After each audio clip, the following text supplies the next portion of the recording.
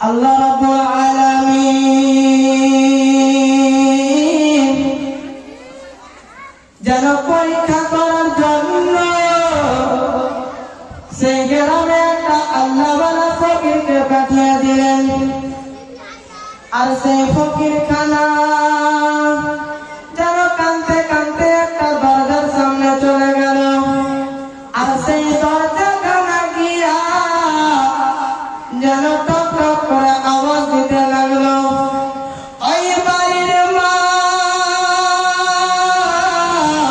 যেমনই বাবা দরজা খানা খুলেছে বলতে লাগলো, বলো বাবা বলো বলো, কেন দরজাতে আওয়াজ দিলে, বলো বলো বলো। বলতে লাগলো, ও মা গো, আমি আর 7 দিনকার ভুগা পিয়াসা, আমার পেটে দানা নাই পানি নাই মা। তোমার বাড়িতে যদি কোনো খাবার থাকে আমায় দান করো মা। সুবহানাল্লাহ সুবহানাল্লাহ। ওই মা যেমনই তাদের কথা শুনেছে যেন সঙ্গে সঙ্গে দরজা খানা লাগিয়ে দিলেন বন্ধুরা। আর ওই ফকির যেন ডুকরে ডুকরে কাঁদতে আরম্ভ করলো।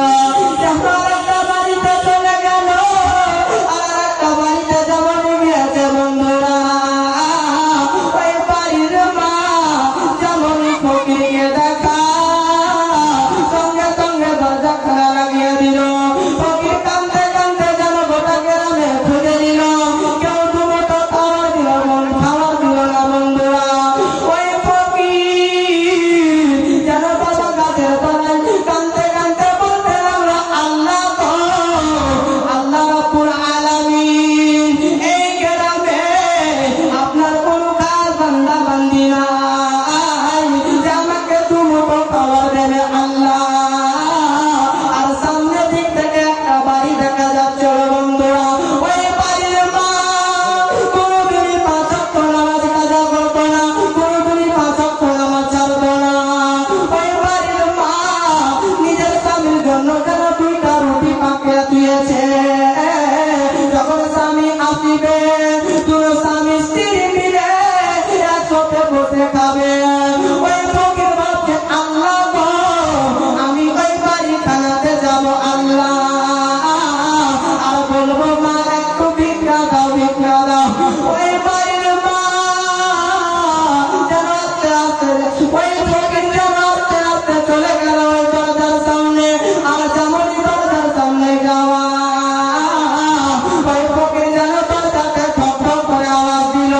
ওই বাড়ির মা যেন নামাজে ছিল বন্ধুরা, সালাম খানা ফিরিয়া যেমনই দরজা খানা খুলেছে বন্ধুরা, যেমনই দরজা খানা খুলেছে দেখছে একটা ফকির দাঁড়িয়ে আছে। বলতে লাগলো, বাবা বলো বলো, কেন ডাক দিলে, বলো বলো, কেন ডাক দিলে।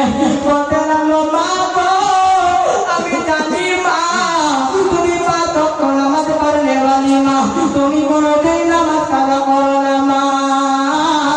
আমি জানি মা তুমি কোনোদিন ফকিরকে ঘোরাও না মা, আজকেও ঘোরাতে পারবে না মা।